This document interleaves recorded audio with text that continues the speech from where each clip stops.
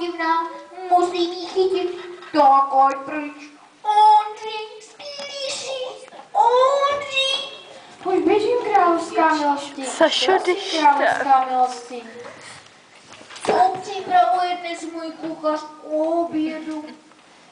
Nevím, královská milosti, zeptám se ho. To bych řekla, že jsi se ptala, že Tady kuchaři. Kuchař má přijít k jeho královské milosti. Nejsem spokojen se svým kuchařem, Ondřej. Nikdy mi nic neuvaří po chuti. Když mám chuť na podobničky, připraví mi bažanta. Když mám chuť na šlehačkové hrušky, pošle mi třeba. Já tam nevidím, co zabírám. Kuchař musí přijít. Ale vím, že tam je negativní. No, Asi mi tam sekla.